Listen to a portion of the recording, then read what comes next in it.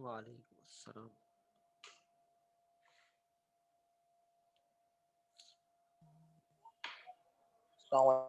वालेकुम अस्सलाम।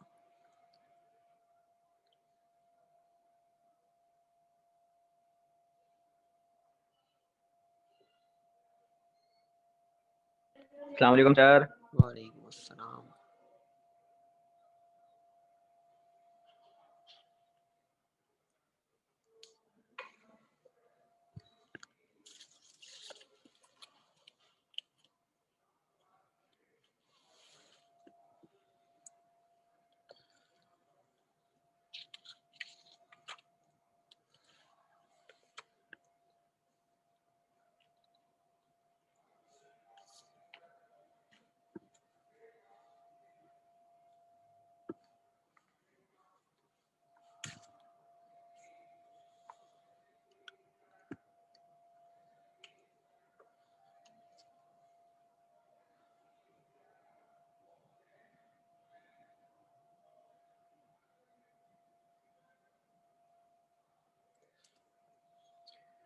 ये बच्चे बड़े कमा रहे भाई। 1 2 3 4 5 6 7 8।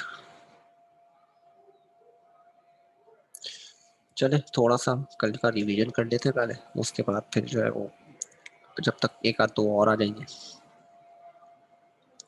अच्छा, हम लोग बात कर रहे थे लास्ट टाइम, यानी कल जो हमने बात की वो की थी आयोनिक हाइड्राइड्स की।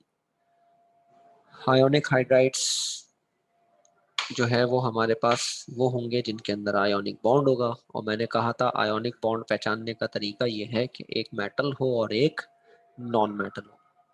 मेटल क्या करता है, अपना इलेक्ट्रॉन लॉस करता है, और नॉन मेटल क्या करता है, वो इलेक्ट्रॉन गेन कर लेता है।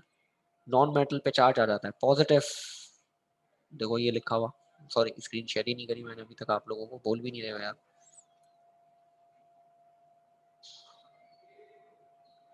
सर वो लोडिंग पे आ रही थी, मुझे लगा होने वाली शायद, हाँ इसलिए जी, कहा नहीं। चले भाई, हो गई शेयर। तो ये देखे ना, एक मेटल था, मेटल ने इलेक्ट्रॉन दिया पॉजिटिव, और नॉन मेटल ने लिया तो नेगेटिव चार्ज आ गया। इनके दरमियान इलेक्ट्रोस्टैटिक अट्रैक्शन थी, तो यहाँ बन गया क्या, आयोनिक बॉन्ड।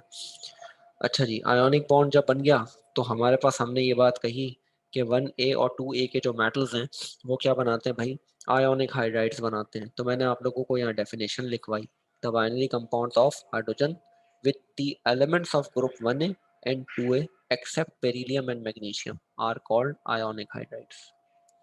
फिर मैंने आप लोगों को एक बात और बताई कि आयोनिक बॉन्ड को बनने के लिए इलेक्ट्रोनेगेटिविटी का डिफरेंस 1.7 से ज्यादा हो। ठीक है जी, 1.7 से ज्यादा हो तो वो क्या बनाता है भाई, आयोनिक बॉन्ड बनाता है। अच्छा जी, अब हम आ जाते हैं कि इनकी हमें पहले पढ़नी थी chemical properties. Chemical properties preparation वगैरह पढ़ने से पहले मैं आप लोगों का एक कॉन्सेप्ट बनाना चाहता हूँ। वो कॉन्सेप्ट ये है कि अगर किसी कंपाउंड का अगर हम कोई रिएक्शन कराते हैं, किसी कंपाउंड का हम कोई क्या कराते हैं, रिएक्शन कराते हैं, तो उसके साथ उसका रिएक्शन होते हुए चीजें कितनी बनती हैं, क्या होता है। तो इस चीज को हम जरा चैप्टर 1 के हिसाब से लेके चलते हैं। तो मैं ये सारी चीजें यहाँ से मिटा रहा हूँ भाई। पहले मैं आपका बनाता हूँ एक अदद कॉन्सेप्ट। कॉन्सेप्चुअल बातें होंगी तो पढ़ने में भी मजा आएगा। अच्छा जी, तो अभी मैं आप लोगों को जो चीज़ पढ़ाऊंगा उसको ज़रा हम देख लेते हैं पहले, कि भाई मेरे पास यहाँ आ गया ब्लैक कलर।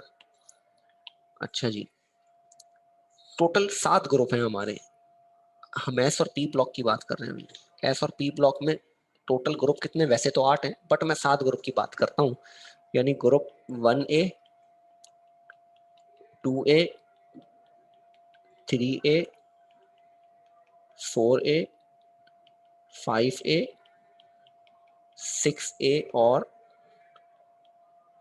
7A। अच्छा, 8A की मैं क्यों बात नहीं कर रहा भाई, कोई जो जवाब देते भाई कि 8A की बात मैं क्यों नहीं कर रहा। 8A की मैं इसलिए बात नहीं कर रहा क्योंकि 8A कंपाउंड नहीं बनाते। 8A की हम बात ही इसीलिए नहीं कर रहे क्योंकि 8A जो है वो कंपाउंड ही नहीं बनाते। क्यों, अब वो कंपाउंड ही नहीं बनाते तो हम उसको डिस्कस भी नहीं करेंगे। तो भाई हम बात करते हैं अभी आगे की। 1A है, 1A मैंडलीफ ने कहा था, मैंडलीफ का चौथा मेरिट था ये, तो उसने कहा था कि ग्रुप से हमें ना पता चलती है वैलेंसी, ग्रुप से हमें क्या पता चलती है, वैलेंसी।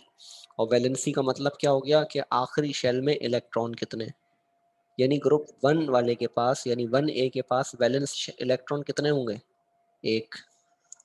1A वाले के पास कितना वैलेंस इलेक्ट्रॉन है, एक वैलेंस इलेक्ट्रॉन होगा। ग्रुप 2 वाले के पास 2 वैलेंस इलेक्ट्रॉन होंगे। 3 वाले के पास 3 वैलेंस इलेक्ट्रॉन होंगे। 4 वाले के पास 4 वैलेंस इलेक्ट्रॉन होंगे। 5 के पास 5 वैलेंस इलेक्ट्रॉन होंगे भाई। 6 के पास 6 वैलेंस इलेक्ट्रॉन होंगे और 7 के पास 7 वैलेंस इलेक्ट्रॉन होंगे। तो हर ग्रुप से हमें ये बात पता चलती है कि वैलेंस इलेक्ट्रॉन कितने होंगे। अब वैलेंस इलेक्ट्रॉन से हम बॉन्ड का पता कर सकते हैं। वैलेंस इलेक्ट्रॉन से हम क्या पता कर सकते हैं, बॉन्ड का पता कर सकते हैं। जैसे पहला एलिमेंट है यहाँ लिथियम, फिर है सोडियम। अब आते हैं हाइड्रोजन की बात करते हैं। हाइड्रोजन का एटॉमिक नंबर 1 है। हाइड्रोजन का एटॉमिक नंबर क्या है, 1 है। कॉन्फ़िगरेशन क्या होगी,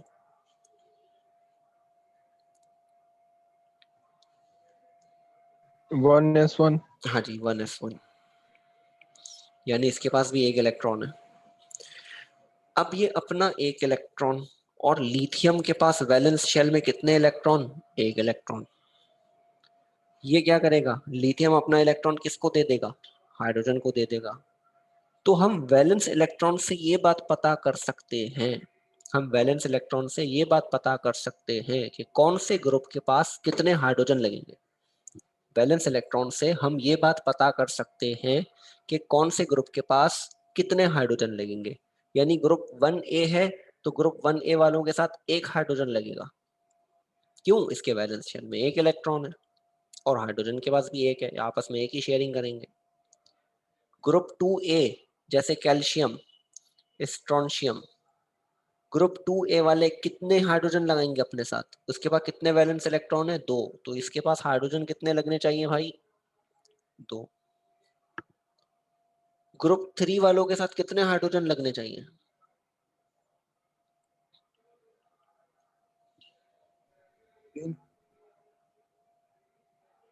हाँ भाई, ग्रुप 3 वालों के 3 साथ 3। 3 लगने चाहिए। ग्रुप 4 वालों के साथ 4 लगने चाहिए। देखो ना 4 CH4 बना, और ठीक है। अब मैं आपको जज करता हूँ कि अब आपने बात को समझा कि नहीं समझा। अब आप सोच रहे होंगे कि ग्रुप 5 वाले के साथ कितने हाइड्रोजन लगने चाहिए, 5, 5। है ना, मगर 5 हाइड्रोजन लग ही नहीं सकते। अब हम जो आखिरी वाले होते ना, इनमें देखते हैं कितने इलेक्ट्रॉन की कमी है। जो आखिरी वाले हैं 5, 6 और 7, इनमें हम देखते हैं कितने इलेक्ट्रॉन की कमी है। एक एलिमेंट ऑक्टेट रूल फॉलो करता है, यानी 8 इलेक्ट्रॉन चाहिए। नाइट्रोजन के पास 5 है, कितने कम है, 3 3 कम है। तो इसका मतलब इसके पास हाइड्रोजन कितने लगने चाहिए, 3। 3 लगने चाहिए। तो इसीलिए ग्रुप 5 में नाइट्रोजन क्या बनाता है, अमोनिया। इसी वजह से नाइट्रोजन क्या बनाता है भाई, अमोनिया बनाता है। इसी तरह यहाँ एक और एलिमेंट है PH3। फॉस्फोरस भी कितने बनाता है, 3 हाइड्रोजन लगाता है और क्या बनाता है भाई, PH3। क्यों, क्योंकि इसके एटमॉस्फेयर शेल में 3 इलेक्ट्रॉन की कमी है, ठीक है। अब बताओ जरा, ग्रुप 6 वाले के पास कितने हाइड्रोजन लगेंगे, जैसे 2 ऑक्सीजन है, 2। है ना, तो क्या बनाता है H2O। सल्फर है तो क्या बनाता है H2S, ठीक है। इसी तरह ग्रुप 7 वाले के पास H2S कितने लगेंगे, एक लगेगा। एक लगेगा। तो ये इसीलिए क्या बनाता है, HCl, एक HBr, ठीक है भाई। ये इसीलिए क्या बनाता है, सही से। HCl और HBr। तो अब आपको बात समझ आई होगी कि भाई ऑक्सीजन के साथ 2 हाइड्रोजन क्यों है, क्योंकि ऑक्सीजन ग्रुप 6 में है, इसीलिए उसके बाद 2 इलेक्ट्रॉन की कमी थी, जो किसने आके पूरी करी, हाइड्रोजन ने। हाइड्रोजन। किसी को कोई कंफ्यूजन है तो अभी पूछे, ताकि इसको हम क्लियर करते हुए चले। सर ये जो आपने जो लास्ट वाले कॉन्सेप्ट बताए ये जरा रिपीट कर दें, आखिरी वाले बाकी ये और 3 ना, कंफ्यूजन। ये आखिरी वाले 3 है ना, इनका जी जी पॉइंट लिख लो ना, ये इनका पॉइंट बना लेते हैं हम कि भाई जिन एक रूल है ऑक्टेट रूल, ठीक है। ऑक्टेट रूल कहता है कि भाई 8 इलेक्ट्रॉन होने चाहिए। नाइट्रोजन के पास कितने इलेक्ट्रॉन थे? 5। कितने कम है? 3। तो इसीलिए हाइड्रोजन कितने लगेंगे? 3। ऑक्सीजन है, ऑक्सीजन ग्रुप 6 का है, यानी वैलेंस शेल में 6 इलेक्ट्रॉन है। कितने कम है भाई? 2 कम है। तो हाइड्रोजन कितने लगेंगे? 2। दो। इसी तरह से ग्रुप 7 वाले के पास 7 इलेक्ट्रॉन है, यानी Cl के आउटर मोस्ट शेल में 7 इलेक्ट्रॉन है। उसको अपने आप को पूरा करने के लिए कितने इलेक्ट्रॉन चाहिए भाई? 1। तो इसीलिए हाइड्रोजन ने अपना 1 इलेक्ट्रॉन देके उसको पूरा किया, तो इसीलिए हाइड्रोजन कितना लग गया? 1। ठीक है, तो सर शुरू जी के वैसे 3। कितने इलेक्ट्रॉन शेयर हो सकता है? हाँ जी, मैक्सिमम कितने इलेक्ट्रॉन शेयर हो सकता है? भाई मैक्सिमम कार्बन लगता है 4। आप देख लो ना, 4। है ना, कार्बन ने 4 हाइड्रोजन ले लिए, कार्बन 4 बॉन्ड बना सकता है। जी 4। सही। ठीक है, इसके अलावा नाइट्रोजन 3 ही बना सकता है, ऑक्सीजन 2 ही बना सकता है, Cl 1 ही बना सकता है।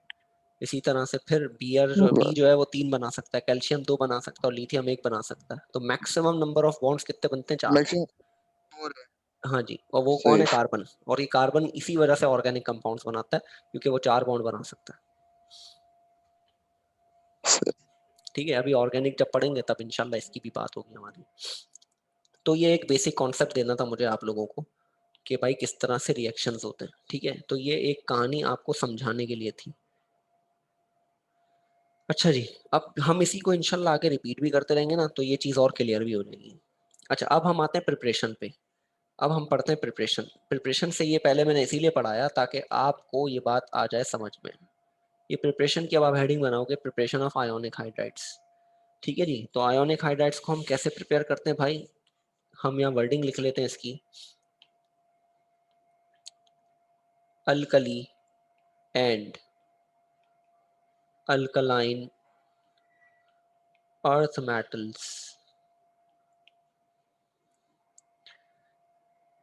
when heated with when heated with hydrogen gas to give ionic hydrides। ठीक है भाई, अब मैं हेडिंग बना के लिखूंगा पहले 1A के।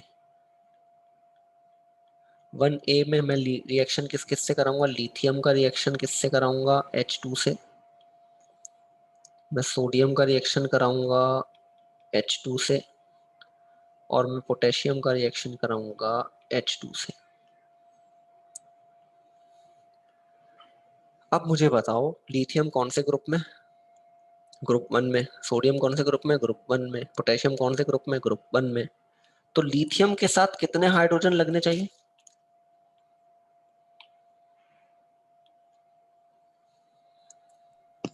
1। 1 लगना चाहिए।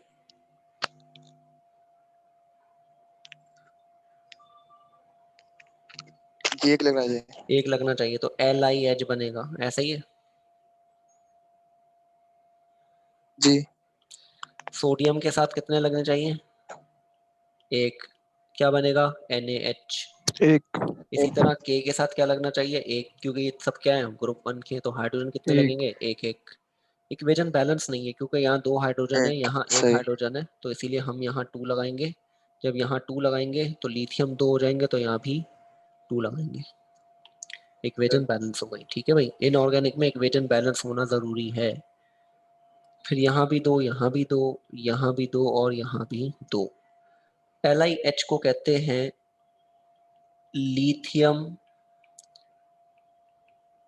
हाइड्राइड। NaH को कहते हैं सोडियम हाइड्राइड, और KH को कहते हैं पोटेशियम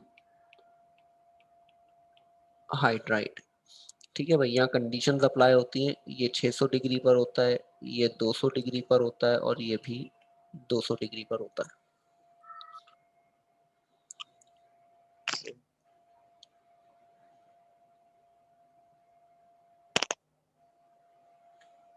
कॉपी कर लो।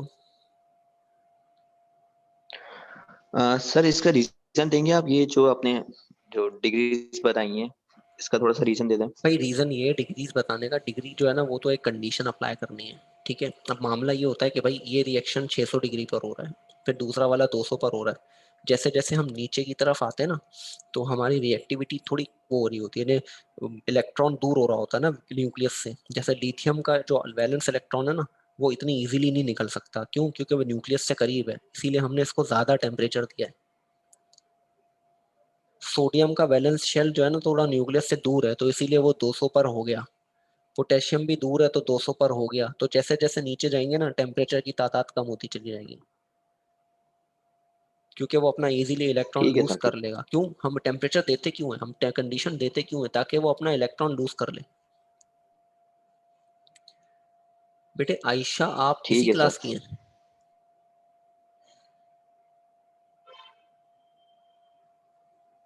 बेटे मैसेज करके बता दें कि आप इसी क्लास की हैं। सर ये रिएक्शंस लिखने हैं? हाँ हाँ, रिएक्शन लिखने हैं, बिल्कुल लिखने हैं। 3 रिएक्शन लिखने हैं, पेपर में कोई 2 लिखने होते हैं।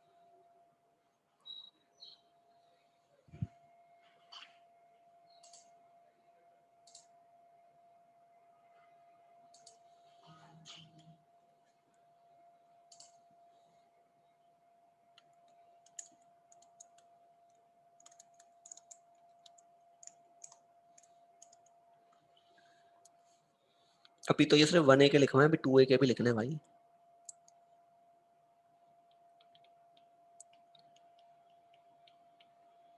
टू ए के क्या बनेंगे भाई? 2A में 2 ही रिएक्शन कराऊंगा मैं, कैल्शियम का और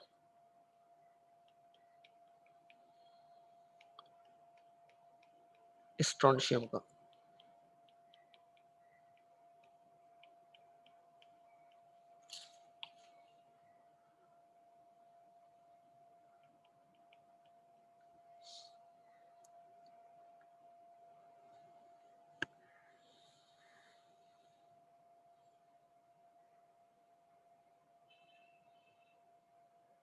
हाँ भाई, कैल्शियम ग्रुप 2 का है, कितने हाइड्रोजन लगने चाहिए? 2। 2 लगने चाहिए। तो ये कंपाउंड क्या बनाएगा? CaH2। इसी तरह नीचे वाला क्या बनाएगा? SrH2। ऐसा है। इक्वेजन बैलेंस है, ठीक है, इक्वेजन बैलेंस है। यहाँ भी 2 हाइड्रोजन, यहाँ भी 2 हाइड्रोजन, यहाँ भी 2 हाइड्रोजन, यहाँ भी 2 हाइड्रोजन, तो इक्वेजन बैलेंस है। CaH2 को क्या कहेंगे भाई? Calcium hydride. Yes. और SrH को क्या कहेंगे? Strontium, strontium hydride.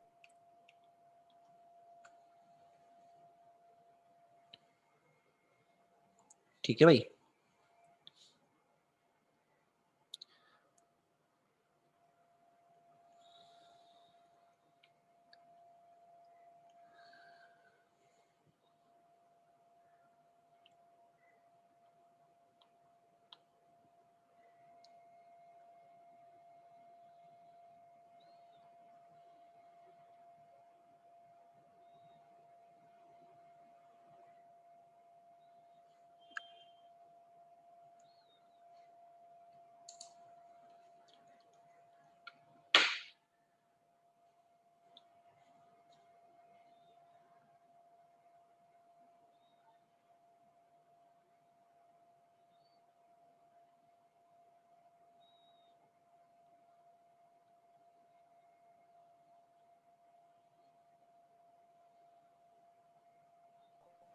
कॉपी कर लिया सर। कर लिया कॉपी? अच्छा भाई, अब आ जाओ यहाँ, एक जनरल बात जो समझनी हमने वो क्या है। जनरल बात ये है कि हम अगर इसको m सपोज कर लें, इसको भी m सपोज कर लें, इसको भी m सपोज कर लें, तो हमारा 1A के लिए एक जनरल फॉर्मूला बन जाएगा। वो क्या बन जाएगा? MH, है ना भाई। अगर मैं सारे मेटल्स को m सपोज कर लूं, m मेटल की वजह से कह रहा हूँ, आप कोई अल्फाबेट ले लो, मर्जी है, मैं m इसलिए ले रहा हूँ कि m फॉर मेटल। तो अगर मैं इन सब मेटल्स को m सपोज कर लूं ग्रुप 1A के लिए, यानी मैं यहाँ लिख दूं where m is equals to, m क्या क्या हो सकता है? Li हो सकता है, Na हो सकता है, K हो सकता है, Rb हो सकता है और Cs हो सकता है। ठीक है। इसी तरह से अगर मैं इनके मेटल को भी M सपोज कर लूं तो इसका जनरल फॉर्मूला क्या बनेगा? MH2। MH2। ठीक है भाई, where M is equals to calcium हो सकता है, स्ट्रोंशियम हो सकता है या बेरियम हो सकता है। ठीक है, तो हमने ये जी बात क्यों की? हमने इसलिए कि हमें अभी आगे काम आएगा कि भाई ग्रुप 1A के जो हाइड्राइड्स हैं उन्हें हम क्या कहते हैं? MH। और ग्रुप 2A के हाइड्राइड्स जो उन्हें हम क्या कहते हैं? MH2।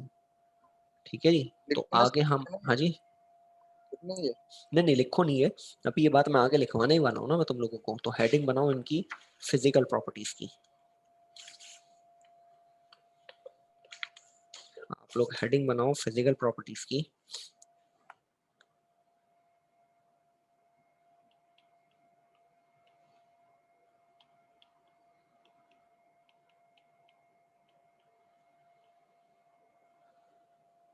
तो मुझे पहले तो ये बताओ कि आयोनिक कंपाउंड जो होते हैं उनकी स्टेट क्या होती है?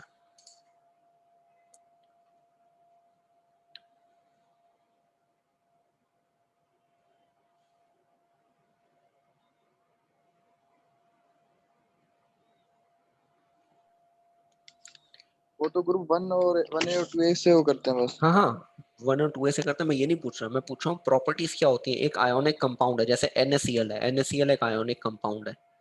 ठीक है जी, NaCl जो है वो एक आयोनिक कंपाउंड है। और आयोनिक कंपाउंड है तो भाई वो क्या है? सॉलिड है, लिक्विड है, गैस है? पहली बात, सॉलिड। सॉलिड है। ठीक है, अब ये सॉलिड होते हैं तो ये क्या बनाते हैं? क्रिस्टल्स बनाते हैं। तो ये क्रिस्टलाइन सॉलिड्स कहलाते हैं। यानी आयोनिक कंपाउंड हमेशा क्या बनाते हैं? क्रिस्टलाइन सॉलिड बनाते हैं। अच्छा, दूसरी बात, आयोनिक कंपाउंड का मेल्टिंग पॉइंट हमेशा ज्यादा होता है। क्यों ज्यादा होता है भाई? आयोनिक कंपाउंड का मेल्टिंग पॉइंट इसलिए ज्यादा होता है क्योंकि उनके दरमियान इलेक्ट्रोस्टैटिक अट्रैक्शन है, यानी पॉजिटिव और नेगेटिव के दरमियान अट्रैक्शन ना बहुत स्ट्रॉन्ग अट्रैक्शन होती है। उस अट्रैक्शन को तोड़ने के लिए हमें एनर्जी ज्यादा चाहिए, इसीलिए इनका मेल्टिंग पॉइंट क्या होता है? ज्यादा होता है। तो जब मेल्टिंग पॉइंट ज्यादा होगा तो ऑटोमेटिकली बॉइलिंग पॉइंट भी ज्यादा होगा। ठीक है भाई, तो एक बात ये हो गई। तो फिजिकल प्रॉपर्टी में चले भाई, पहली फिजिकल प्रॉपर्टी मैं यहाँ लिख रहा हूँ कि they are colourless, non volatile,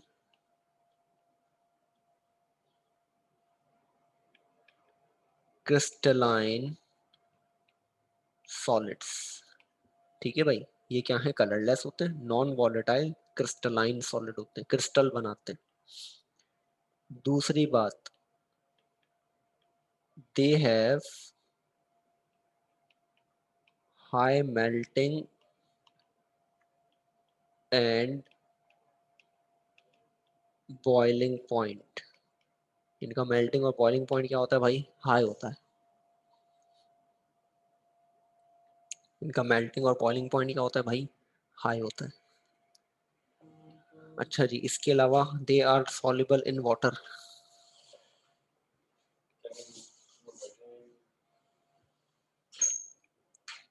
they are soluble in water. हाँ, वॉलेटाइल से क्या मुराद है? वॉलेटाइल वो जो नॉर्मल टेम्परेचर पर लूज हो रहे हैं। बेटे एक मिनट जरा मैं म्यूट कर रहा हूँ, मैं आपको बताता हूँ।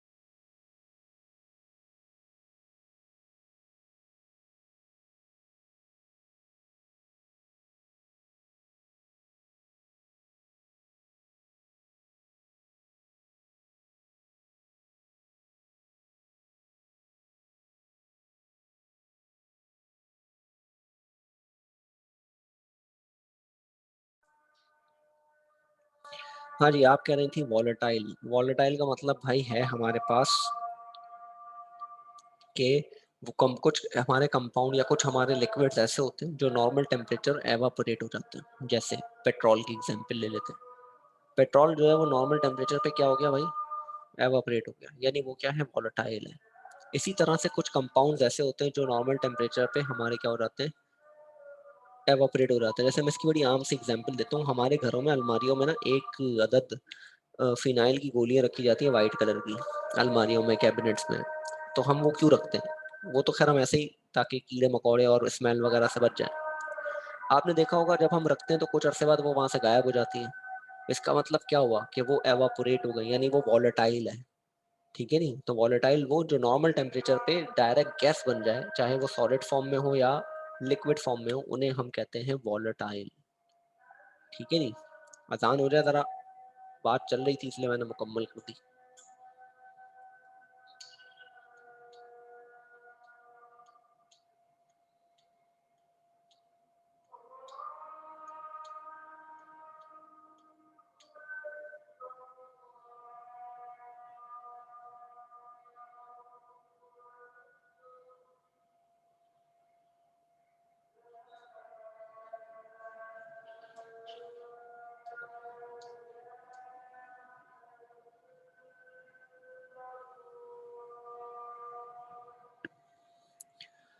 अच्छा जी, they are soluble in water. ठीक है जी, ये क्या होते हैं, वाटर सॉल्युबल होते हैं। चौथी बात, बेटे निशा मैंने वॉलेटाइल का बताया था, ये आपका शायद जो है वो डिस्कनेक्ट हुआ था, या शायद आपको आवाज़ नहीं आई होगी। मैं दोबारा बता देता हूँ वॉलेटाइल किन्हें कहते हैं। वॉलेटाइल कहते हैं जो नॉर्मल टेम्परेचर पे क्या हो जाए, एवापोरेट हो जाए। ठीक है, जैसे मैं आपको एक एग्जाम्पल, कभी आपने देखा हो नमक रखा हो किसी प्याली में या किसी जगह कहीं पर भी, और वो उसमें से एवापोरेट हो गया हो, उड़ गया हो, कम हो गया हो, नहीं हुआ ना। तो वो चीज़ जो नॉर्मल टेम्परेचर पे एवापोरेट हो जाए उसे वॉलेटाइल कहते हैं। ठीक है, जैसे पेट्रोल हो गया। अच्छा, आप लोगों की खवातीन का जो है वो मेरे ख्याल से नेल पेंट रिमूवर जो आता है वो भी वॉलेटाइल होता है, यानी वो भी उड़ जाता है। फिर इसकी मैं एक और आपको आम एग्जांपल दूं, आजकल हम हैंड सैनिटाइजर इस्तेमाल कर रहे हैं। हैंड सैनिटाइजर में हम जैसे ही लगाते हैं तो हाथों पे जो है वो अल्कोहल क्या होता है, एवापोरेट हो जाता है। ठीक है जी। परफ्यूम्स लगाते हैं, परफ्यूम में भी जो है वो हमारे पास अल्कोहल या ईथर होता है, वो भी एवापोरेट हो जाता है, सिर्फ फ्रेग्रेंस रह जाती है। तो ये सारे एवापोरेट हो रहे हैं। एवापोरेट का मतलब they are volatile.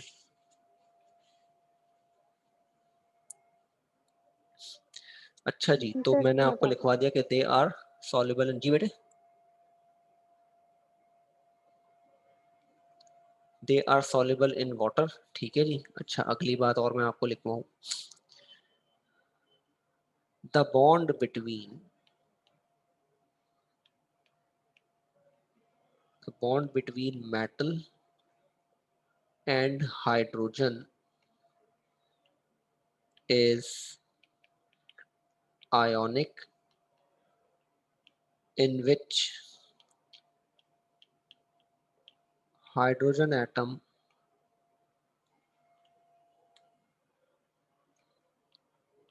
act as H negative ion having a formula MH for group 1A and MH2 for group 2A। ठीक है जी।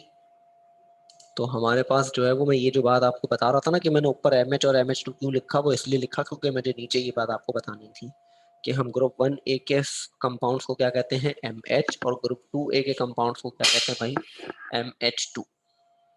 ठीक है भाई, ये हो गई हमारी क्या, फिजिकल प्रॉपर्टीज। लिखने को और भी बहुत कुछ लिख सकते हैं बट इनफ है इतना।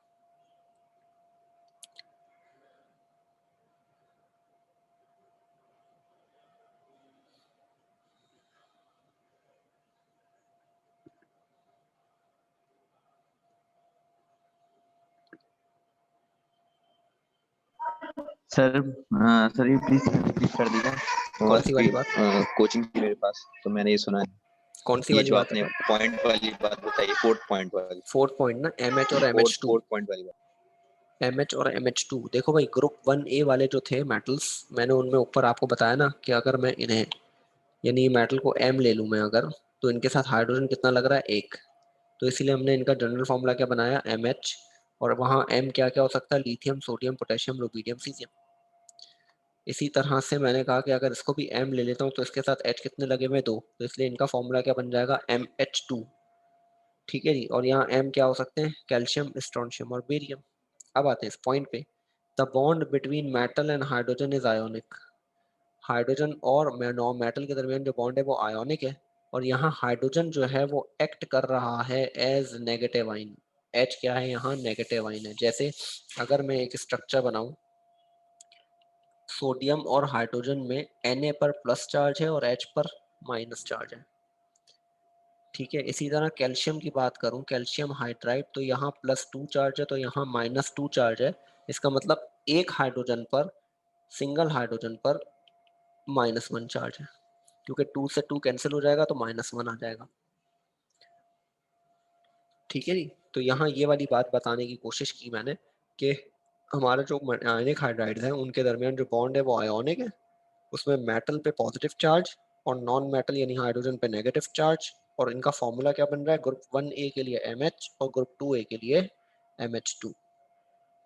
ठीक है। अब इनकी ठीक है है सर। केमिकल जी प्रॉपर्टीज। सर। केमिकल प्रॉपर्टी में हम इनका रिएक्शन कराते हैं सिर्फ वाटर के साथ। और भी हैं, ऐसा नहीं है कि और नहीं है, बट हमारा काम वाटर के साथ है। तो वाटर से अगर हम इसका रिएक्शन कराएं तो क्या होगा? तो हेडिंग बनाते हैं केमिकल रिएक्शंस की।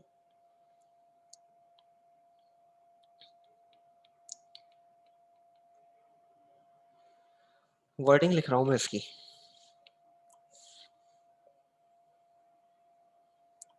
When ionic hydrides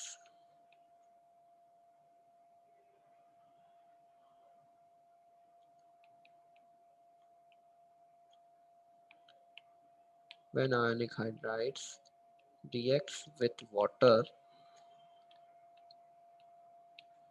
to produce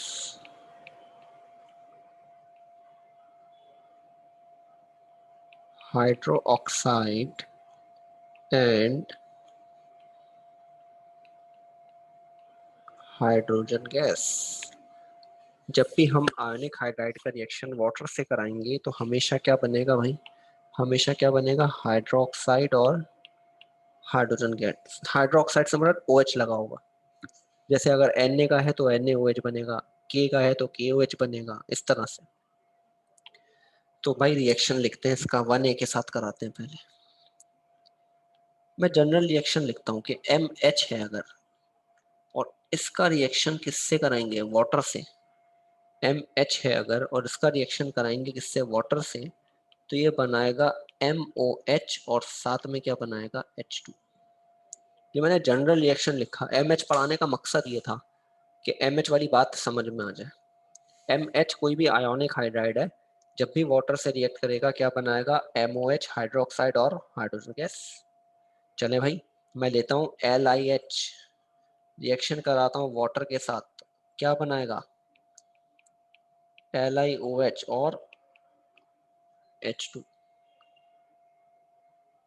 अब मुझे आप लोग बताओ कि NaH का रिएक्शन कराऊं मैं किससे? H2O के साथ, क्या बनाएगा?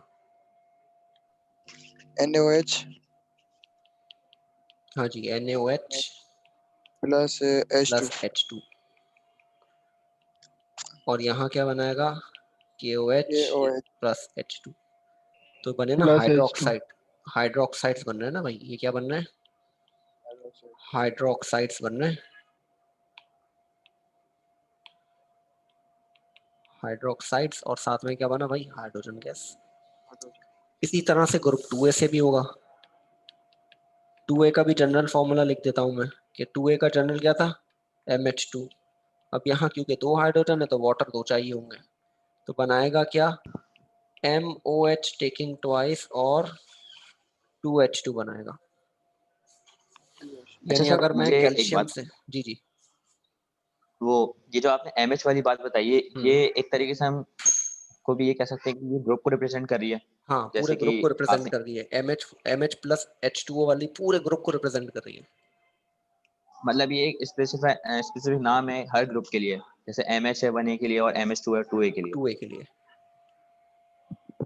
ठीक है सर। हाँ भाई, अगर मैं अब MH2 की जगह CaH2 ले लूं,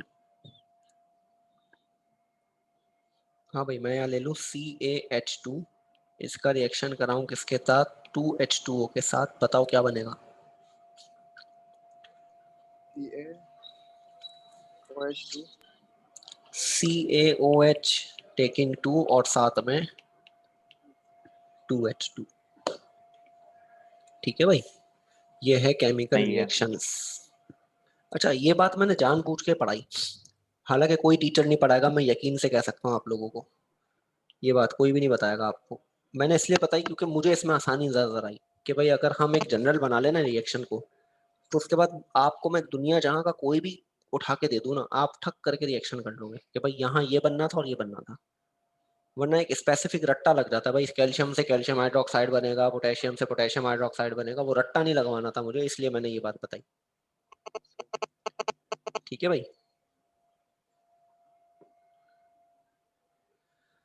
अच्छा जी, एक छोटी सी बात रह गई है, बट क्लास भी एंड पर है तकरीबन, वो यूजेस रह गए। यूजेस और इसके कुछ रीजन है, उन रीजन को इंशाल्लाह कल क्लास में डिस्कस करते हैं। और हो सकता है मैं शायद संडे को एक्स्ट्रा क्लास लूँ, मुझे अभी महसूस हो रहा है कि ज़रूरत है एक्स्ट्रा क्लास की, तो हो सकता है कि मैं संडे को एक्स्ट्रा क्लास लूँ एक। ठीक है भाई, तो अगर संडे को एक्स्ट्रा क्लास होगी ना, तो मैं इंशाल्लाह कल ही आप लोगों को इन्फॉर्म भी कर दूंगा, डिस्कस करके मैनेजमेंट वालों से कि भाई मैं टाइमिंग क्या रखूँ क्लास। वैसे आप लोग मुझे बताएं, आप लोगों को सुटेबल क्या लगता है। यही इस टाइमिंग सर सूटेबल है। अब इतवार का दिन है ना, सुबह या दोपहर? इतवार है ना। सुबह में तो सब सोए होते हैं। चलो ठीक है, फिर मैं इंशाल्लाह ऐसी टाइमिंग रखूंगा, जोहर के बाद का रखूंगा फिर मामला कुछ। ये हाँ सर फिर ठीक है ना सही सर। सर। ठीक है, और के बाद चलो ठीक है। ठीक है, ठीक है, मैं क्लास को यहाँ एंड कर रहा हूँ। ठीक है, फिर इंशाल्लाह चले कल सर, आगे इसी से कंटिन्यू करेंगे। इंशाल्लाह। ठीक है, चलो, अल्लाह हाफिज़। अल्लाह हाफिज़। सर